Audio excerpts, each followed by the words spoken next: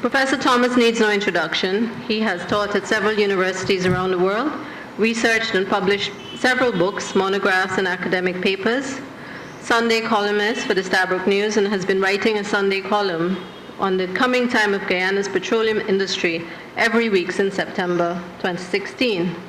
Former Distinguished Professor of the University of Guyana, Director of the Institute of Development Studies, University of Guyana, and Economic Advisor to the President of Guyana from July 2015 to 2017. Since then, Director at Interim State Asset Recovery Agency. I'd like to begin by pointing out that I've been asked to speak on oil and the economy, common themes and concerns. To do justice to this, I cannot really think it's possible in 25 minutes max. So what I shall do is to highlight the themes, list them more or less, that I think are important, and end with a couple of recommendations about the way forward.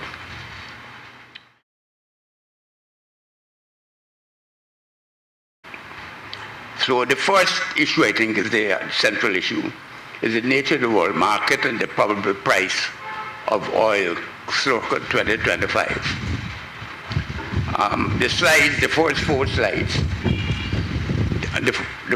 slides deal with those issues. And I think the important point I want to make here is after any analysis of the world market, I believe that the likely price for crude around 2025 is given in the slide 4, which I've tried to express, which I projected since 2016.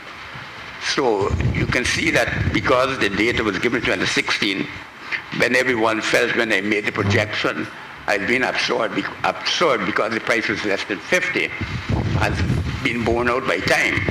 And I think that the probability of the price falling somewhere between 60 and 89 as given there is high to medium. So I expect that we can deal with prices above 60, but probably under 90 for Guyana at that point in time.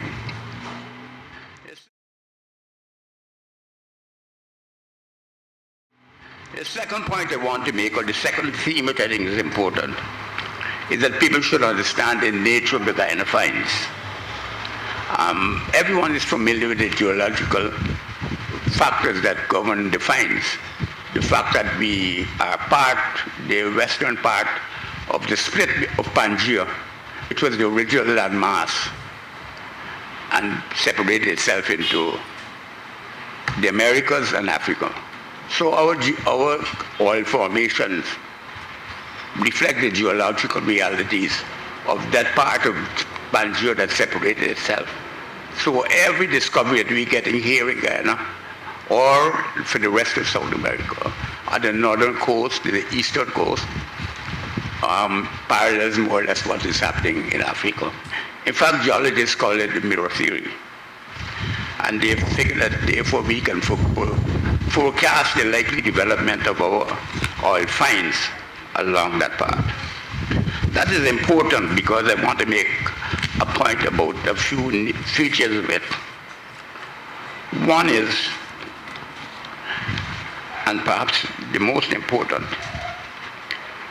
is that there's been a rapid conversion rate, an extraordinary growth from discovery of oil to production projected for 2020. This is the fastest in the world probably for the last decade or two. And I think we should not underestimate the significance of that for Guyana. Many people tend to downplay the state of play in Guyana. I don't know for what reason, but it doesn't seem to be rational. And we should note that this geological find and the discovery is extraordinarily rapid in the rate at which it's being converted from find to the production.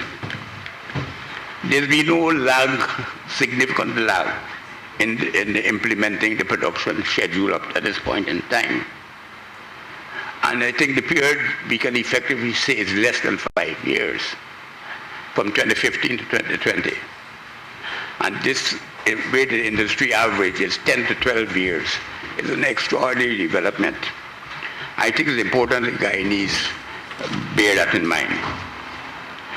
The second significance about this is that the crude that we're finding here is called light sweet, which is the preferred crude in the world market. It has a high API, the American Petroleum Institute measure of index of gravity, and the sulfur content is low, less than 0.5%.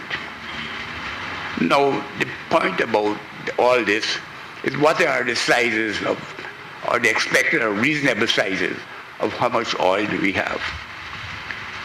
There is currently in the media, and acknowledged, I think, by Exxon and partners, that they think that they have been able to access in the 3 areas they have prepared to do most of their drilling and pumping of oil, 3.2 billion barrels of oil. And that reserve is proven and is expected to, and is likely to now, for this year, rank somewhere between 28 and 29 on the global stage. So we become a significant producer. In fact, they also project, based on those 3 areas where they hope to concentrate production, that the daily output will be in the region of 600,000 per day barrels of oil. And that would put us in the rank of 26. But the starting point of all this analysis is the United States Geological Survey's assessment of unproven resources around the world undertaken in 2000. And that survey estimates ranges based on probabilities from 5 to 95%, with the mean of the forecast that they make, that Guyana, and in the Guyana region, there's 15.2 billion barrels of oil, in which case, if that comes anywhere near to reality, represents rank 15 on the global scale, and is likely to be reflected in a production at peak of over 2,600,000 barrels of oil.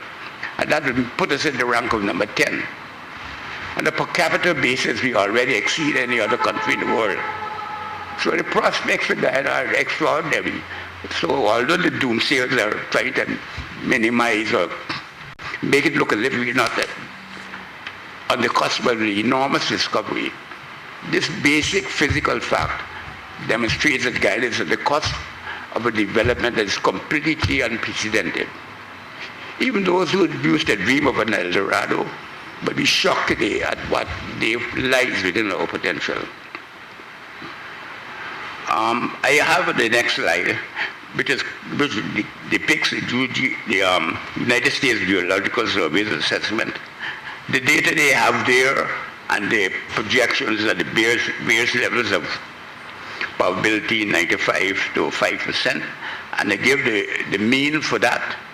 And since it's an additive, the mean is not just dividing the thing by 3, adding up and divide by 3.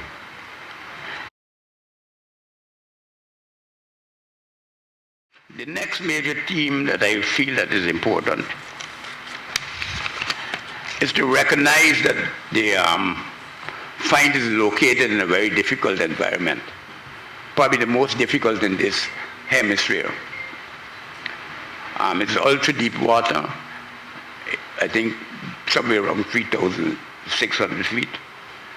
And I give an indication there from the document on the break-even price by region of what the break-even price should be for us to make it a profitable thing. And that goes in the region of $56 per barrel, ultra deep water. And that is based on the most recent estimate by Christopher in 2015.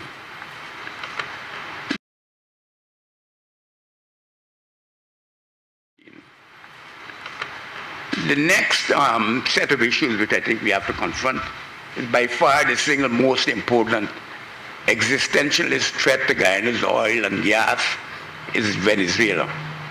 And we cannot ignore it because it's a real threat. In strict terms, they are claiming the territory and they're claiming the resources that go with it. And therefore, any effort on their part to reclaim it has to be taken into account in any judgment of our capacity to reap the benefits of what I just described. It also means that any analysis of where we go has to be conditioned by the reality that this is the greatest existentialist threat.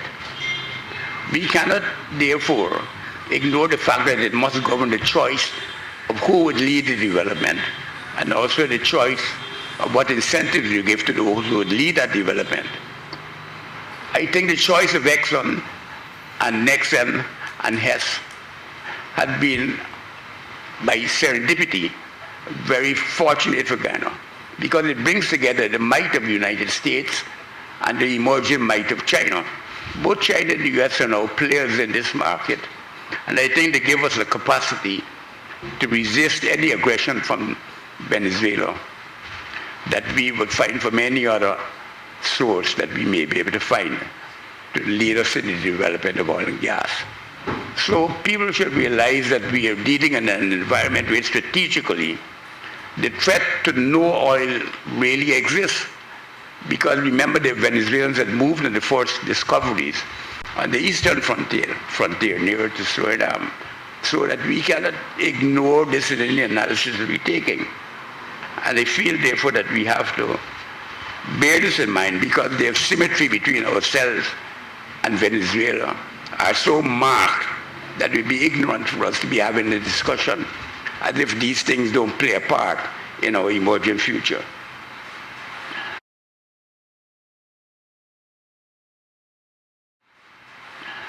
The government in the budget for 2017 had indicated 3 priorities for spearheading the strategy of development. I mention these here because that, I think, is an important theme. It gives us a guidance of where they think that they want to go. They talk about the Sovereign Wealth Fund, the EITI, and the local content requirements, which has been the subject of much debate in Ghana. I will not go into any detail in any of these matters because I've written many articles in them, as you would see. It means something like 30 or 40, so that I cannot summarize it in a space of time. But I just want to make the obvious point that in developing our sovereign wealth fund, we need to take into account strategic considerations that not only has to do with the benefits of it, but also the fact that there's what we might call moral hazard in it. That the more insurance you create for any enterprise, the more likely you find yourself in a position where you need that insurance. So having a sovereign wealth fund does not solve the problem. It advances the opportunities to solve it, but it also reduces behavior to say that, look, we have a fund, so we always have a backstop behind us. And I think that aspect of it has not been taken up in the local discussion, and it's something that we need to bear in mind. And there's also the other issue too, where as an economist, I recognize that money now worth more than money in the future. So I think it's important to be able to make a case for me to postpone spending, postpone investment into the future. You can't just come and argue that I may need it because a contingency might arise. You have to demonstrate the probability of its arising to justify putting aside resources in that way to deal with it in the future. Because by definition, any resource you shift from today to tomorrow is worth less to you than it is today. So we have to take that into consideration, the time value of money. I talk a bit about, as you can see from the slides, about the rules of the SWFs, and all this material I've written in the press. Nothing I say, I've said here is not being covered in the articles that I presented. All these you can find, and I've recirculated a list of the articles and the topics and where you might be able to find them and the dates. So all those things that follow indicate anybody who wants to pursue this more, they can do so, but I identify it as an important theme.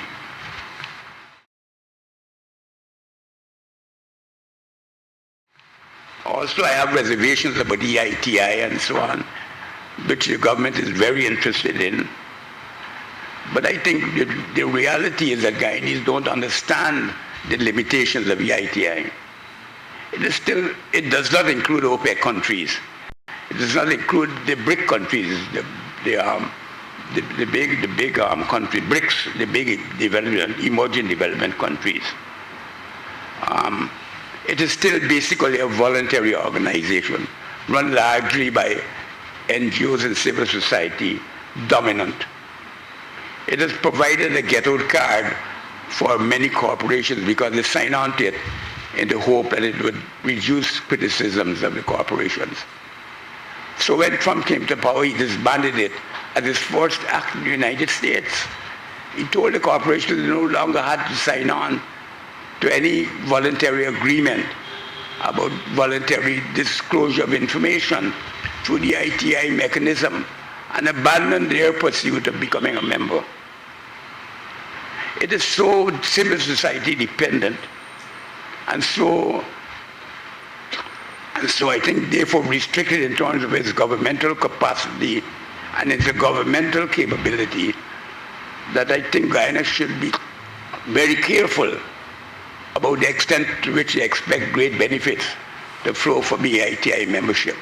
It's much like the Sovereign Wealth Fund. These things sound nice, but the benefits that we can derive from them are very limited. And we should be cautious and don't look forward or see them as panaceas to the environment in which we live. We have to find the solutions to the things that we have to do. And I think because of that, I think it's most important for us to see both the ITI and the SWF, the sovereign wealth funds, being integrated into other initiatives that we might want to take. I don't have time to go into those now, but we need to integrate them in that way if they want to make sense. They can't be things on their own because they're being propelled from initiatives outside of Guyana, maybe with some level of internal support.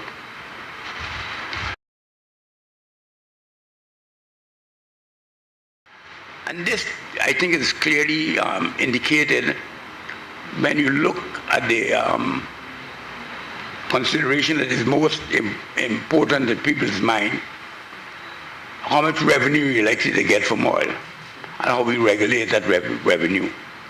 There's a lot of discussion in Guyana about the fiscal regime and the national budget. I think the solution to many of the problems that are there lies in the integration of both the revenues that we're generating from oil into the national budget under the rubric of the Fiscal Transparency Code. This is a code that we played a part in evolving in international negotiations and which came into force in 2014, but we worked in it and contributed towards the development from 1992. It's not something alien to Guyana, and we should therefore see this as constituting a basis for any initiatives we hope to take about the regulation of the regimes. People are telling us all sorts of things, how we can misspend the money and so on, but we've already contributed to creating a framework for the transparent administration of revenues, not only for the national budget as it stands without oil, but when the oil is integrated, revenues are integrated into it, we should be pushing for the greater integration and participation under the rubric of the Fiscal Transparency Code. And that is the point I would like to make about that particular issue.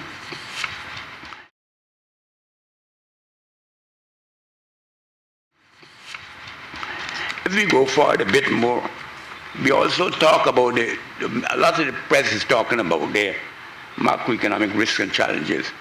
And those are severe because we know that they've happened in many other countries.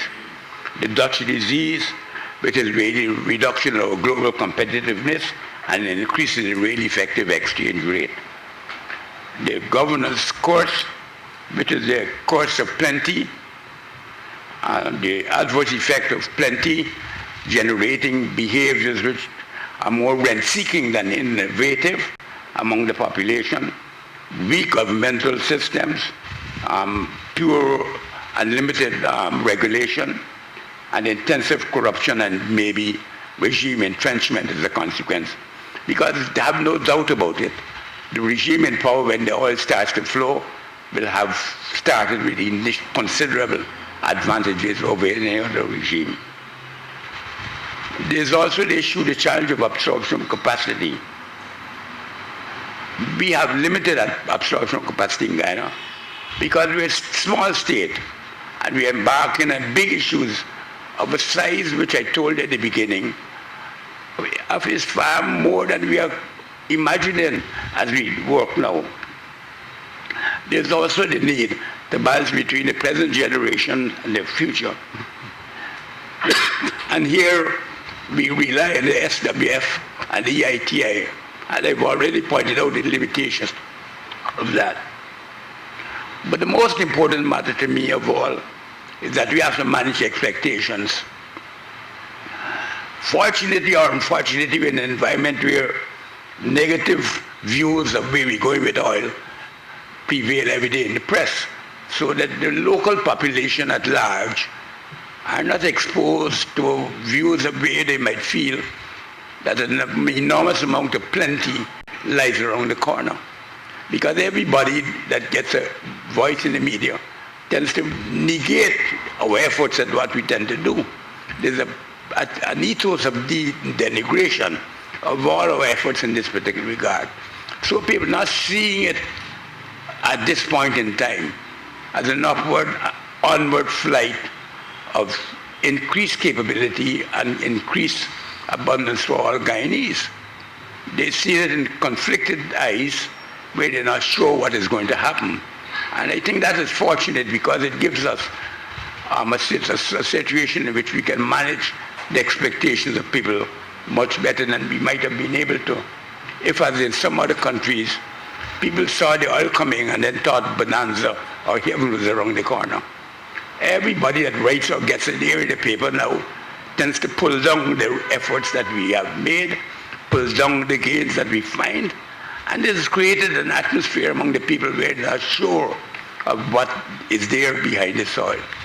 But I think counter voices will emerge and should emerge as we come closer to the production of real oil, because the opportunity for real deep changes will emerge. And those are what I think we need to take advantage of as a country.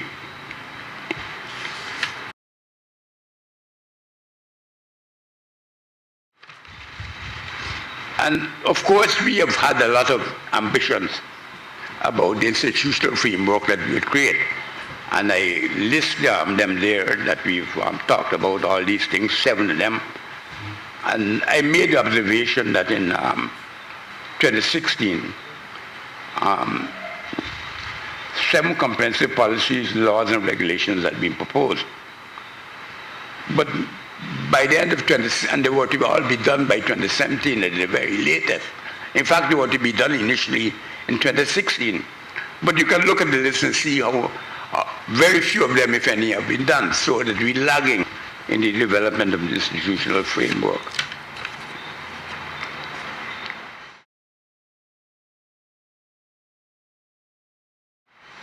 I want to come on to more recent issues. There have been 3 estimates so far that I've found about the amount of take that the government will get as a proportion of the revenue generated by the oil as part of the revenue that they can use for development in Guyana. There was a recent one by Open Oil, which I've been writing about in the press for the last 7 weeks. Okay. Which it's from 52 to 54%.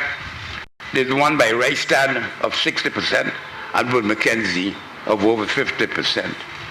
So we can say generally that most estimates that exist suggest we'll get more than half of the revenue flowing towards the people of Guyana through the state of Guyana. Now this leads me to believe that the most important way forward is to devise policy strategies that are important for using that revenue.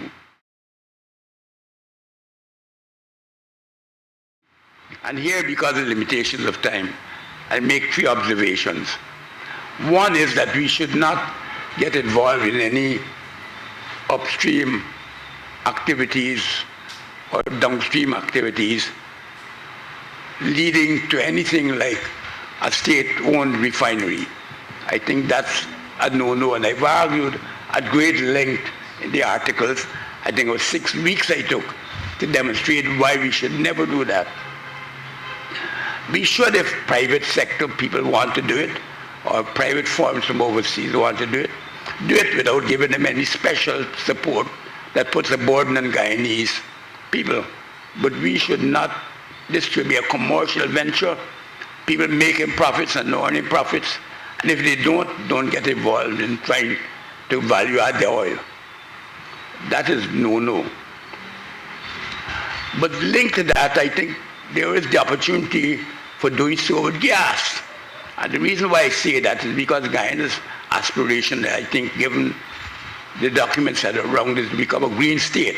In other words, to emphasize the role of sustainable development.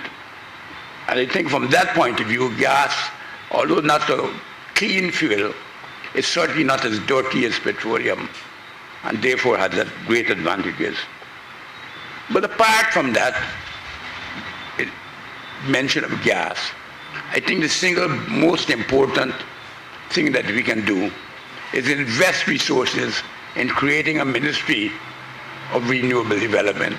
I think the renewable energy capacity of Guyana is almost as great as its potential for oil. And I think it's been grossly underestimated. And I think the reason why that might be so is because it has not been the subject of real investment in terms of trying to fix scientifically our capabilities. So I have a slide here that talks about the strategic direction, what I call the best use of Guyana's oil wealth. And I think that if we examine ourselves carefully, we'll see that we have been involved in efforts that point in this direction, both with the UN through the Sustainable Development Goals, through CARICOM, where we adapted these in a collective endeavor, through the small island development states, where we played a role in trying to carve a policy for renewable energy, through CSORMs, as well, of course, to the Green State agenda of the present government. There is a fundamental contradiction, I think, of any attempt to become oil dependent entirely or solely and trying to develop a green state. And people tend to underestimate the potential of renewable energy. And I try to give some indications of what they are on that slide, as you'll see. If you look at the drivers, hydro, solar, bagasse, or the biomass, I haven't put in the gas data, but it's up front when I talked about it. We can see some of the energy potential that is there. The advantage of this is that when we come to discussion, I'll try to make the point that any development policy has to rely heavily on innovation, research and development, and sheer invention. And if we want to focus our national effort in this direction, I think maybe most people might agree that the best choice might well be renewable energy. So insofar as become more scientific as a community, more geared towards trying to reduce the unit of energy input into output, or to diversify the nature of that, we become more and more dependent on the resources of renewable energy. The thing about renewable energy for me, I happen to have sat in a committee for 2 years now running, trying to develop a long-term development strategy that I think the IDB is working on, and they invited me to be part of the committee to evaluate the work as it goes on. I've become impressed by the extent to which we might have within that sector almost as much export potential as we have with oil. And therefore I think that is something that we need to also recognize in this recommendation for the strategic role of this in thing. I think that we should recognize that we need to frame the debate about how we use the oil by trying to find a means by which we can ensure that the benefits of oil are felt directly to the population. I've done a lot of studies on poverty, and not only me, but many people around the world. There's a recent survey of every study has been done between 2000 and 2015. There's also dedicated studies about the best ways to impact on poverty. And without any doubt, there is, and we can discuss it and debate it, the evidence supports the view that cash transfers to the public represent the single best means of doing it. We don't substitute the judgment of planners or politicians for the people's judgment. And people in the household a packet of money, a set of money, and tell them to go and try to do what they can and make sure that you commit yourself to delivering that to them on a regular basis. So I believe that cash transfers of a proportion of the oil wealth is an absolute minimal necessity. If you calculated 750,000 people, maybe 160 to 170,000 households, probably that's what the figure might turn out to be. Given each of them, let's say $1,000 US, let's say per year, is a pea drop in relationship to the oil that we generate. So we have to think of ways in which we engage the population, involve them directly in feeling that the benefit from oil is part and part of their existence. But I think the atmosphere that is growing now, the government and people are seeming to be afraid of talking about these things because they feel that somebody's going to come and say, you shouldn't waste resources, you can't give people money, they can spend it and buy rum and alcohol and all sorts. But people don't do that. All the studies show in the long run, people, particularly the women, decide on what the priorities are, and they tend to adjust their behavior and seek to develop their financial autonomy through this means. And they give some indicators here from the studies that have been done in education, health, economy, that's investment and savings, employment and empowerment. I showed what the studies show unmistakably. There are a lot of design issues that are involved in how you do this.